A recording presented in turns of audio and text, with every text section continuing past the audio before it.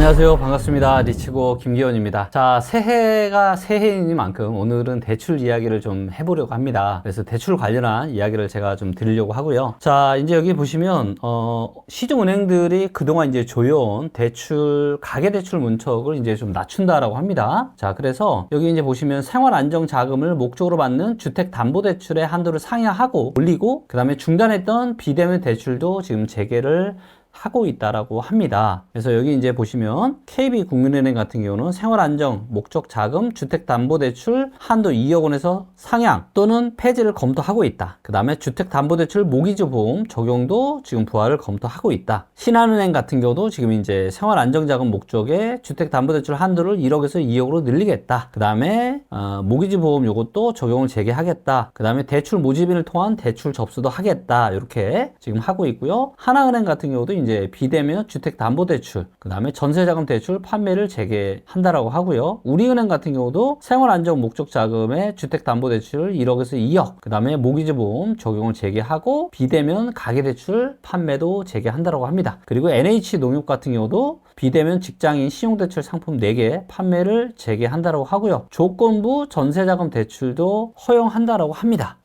작년 가을 들어서 대출에 대한 문턱이 조금 낮아졌는데 요거를 조금 더 좋게 좀 풀어주겠다. 네, 이런 내용이고요. 자, 그래서 이제 전반적으로 이제 대체적으로 지금 좀 대출 제한을 조금 완화를 하고 있는데, 문제는 뭐냐면 이제 이자 부담이 지금 늘어나고 있다는 겁니다. 이제 많은 분들이 얘기한 게 24년 초에도 그렇고 또 최근에도 그렇고, 금리 떨어지니까 부동산 가격 올라갈 거야. 끊임없는 가스라이팅이죠. 똑같은 멘트. 금리 떨어지니까 올라갈 거야. 기준금리 떨어뜨렸으니까 올라갈 거야. 라고 했는데, 야, 여러분들 이게 진짜, 너무 놀라운 게 뭔지 아세요? 자, 제가 데이터를 보면서 제가 설명을 좀 드려볼게요. 자, 여기 보이시죠? 자, 여기 주황색이 한국의 기준금리예요. 그 다음에 파란색이 미국의 기준금리입니다. 이거를 최근만 한번 볼게요. 최근만. 자, 보이시죠? 자, 그래서 한국의 기준금리 9월달 이후로 지금 떨어지기 시작했고요. 미국도 떨어지기 시작했습니다. 그러면은 얘기하는 게 뭐예요? 기준 주택담보대출금리도 떨어질 거야. 그런데 보세요. 기준금리도 떨어지고 미국의 기준금리도 떨어졌는데 한국의 주택담보대출은 어땠어요? 오히려 지금 올랐습니다. 주택담보대출은 올랐어요. 그러니까 기준금리랑은 완전히 지금 정반대로 움직인 거죠. 그러니까 기준금리가 떨어진다라고 해서 무조건 이게 주택담보대출 금리가 떨어진다 이렇게 생각하시면 절대 안 될 것 같아요. 그리고 제가 누누이 말씀드리지만 설사 주택담보대출 금리가 떨어져도 그게 곧 부동산 상승하고 상승으로 이어진다. 이거는 완전히 잘못됐다라는 걸 제가 데이터에 근거해서 몇 번이나 제가 말씀을 드렸죠. 자, 그래서 지금 나오는 얘기가 뭐예요? 지금 대출 제한은 지금 풀렸지만 이자 부담은 금리 인하를 하고 나서 지금 더 커진 겁니다. 더 커진 거예요. 그러면 왜 이렇게 지금 주택담보대출 금리가 오히려 올랐냐? 그거는 바로 이겁니다. 미국의 국채 금리가 지금 급등을 하다 보니까 국내 대출 금리를 산정하는 기준이 은행채 금리가 올라서 그런 겁니다. 그렇기 때문에 여러분들 기준금리보다 훨씬 더 중요한 거는 뭐예요? 미국의 국채 금리가 어떻게 움직이는지를 보시고 우리가 주택담보대출 금리가 어떻게 움직일지를 좀 예상을 하는 게 맞다라고 판단이 됩니다. 자, 그리고 이제 여기서 보시면 아까 제가 저희 리치고의 전문가 버전 엑스퍼트에 있는 데이터를 가지고 설명을 드렸는데 신문 기사를 보셔도요. 이렇게 지금 뭐 우리은행 그 다음에 신한, 국민, 그리고 하나 전부 다 어때요?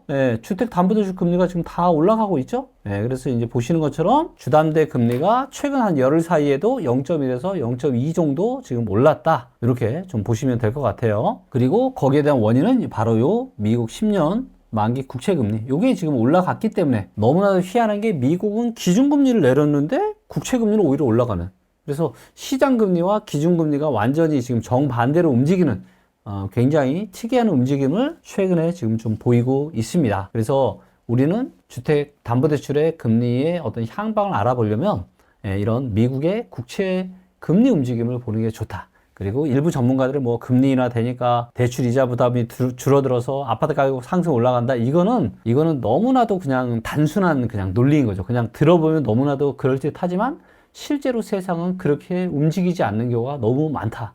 라고 좀 알아두시면 좋을 것 같아요. 자, 그리고 이제 신용대출 같은 경우는 여전히 지금 문턱이 좀 높습니다. 그래서 어떤 담보대출은 좀 안정성이 있다 보니까 그런데 뭐 좀 풀어주고 하지만 신용대출은 뭐예요? 부실의 위험성이 크잖아요. 그래서 이제 보시면 담보대출보다 부실 위험이 높은 신용대출을 은행들이 지금 꺼리고 있다라고 합니다. 그래서 신용대출을 급격하게 늘리면 이게 이제 은행의 건전성 유지와 주주 환원 확대책의 걸림돌로 작용할 가능성이 크기 때문이라고 하네요. 자, 그래서 이제 보시면 은행별 비대면 대출 가능 여부가 나와 있죠. 그래서 국민은행, 신한은행은 주택담보대출, 전세대출, 신용대출 전부 다 가능하고요. 하나나 우리은행 같은 경우는 신용대출이 지금 두 은행 다 안 되죠. 그래서 하나은행, 우리은행 비대면입니다. 비대면 신용대출.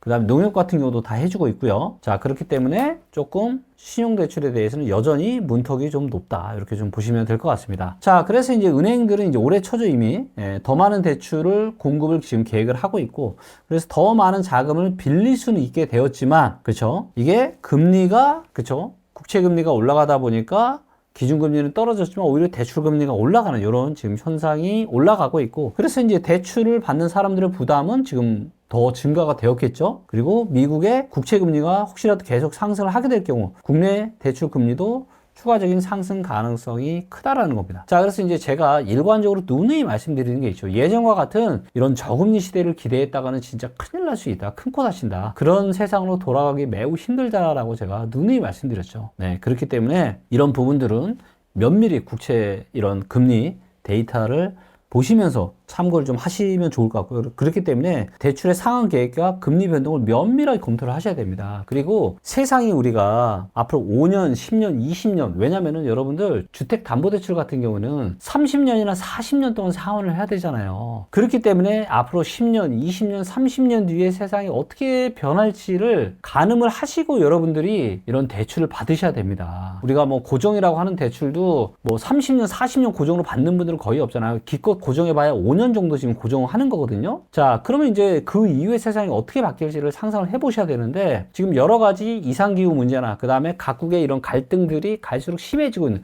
이런 상황들이 얘기하고 있는 건 뭐냐면 전부 다 물가가 올라갈 수밖에 없다. 인플레이션 시대가 올 수밖에 없다. 그 얘기는 무슨 얘기요? 미국 국채금리가 중장기적으로 올라갈 수밖에 없다. 그러면 주택담보대출 금리가 지금은 4%라 4% 아래지만 이게 5년, 10년, 20년 뒤에는 얘가 4%가 아니라 6%, 8%, 10%도 될 수 있는 그런 가능성이 열려 있다라는 겁니다. 여러분들 혹시 그렇게 생각하면 어때요? 지금 내가 한 4%에서 받았는데 이게 만약 6%나 8%만 가도 어떻게 되는 거예요? 진짜 큰일 날 수 있는 겁니다, 여러분들. 그렇기 때문에 이 대출에 대한 이런 신중함을 꼭 좀 생각을 하시고, 그렇기 때문에 뭐예요? 세상이 너무나도 불안정하고 어디로 지금 튈지 모르는 그런 상황이기 때문에 싸게 사는 게 너무너무 중요하다. 너무너무. 그래서 싸게 사셔야 되는 게 핵심이고요. 그리고 2025년에는 드디어 한국의 부동산을 싸게 줍줍할 수 있는 좋은 기회들이 지금 오고 있기 때문에 부동산을 정말 내 집 마련이나 부동산 투자해서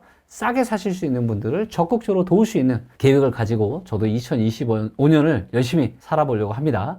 오늘 방송 내용은 여기까지고요. 자, 새해 아직 얼마 지나지 않았습니다. 여전히 새해 굳은 이 목표와 결심을 가지고 하루하루 단단하게 걸어가시는 여러분들 되시기를 응원하겠습니다. 감사합니다.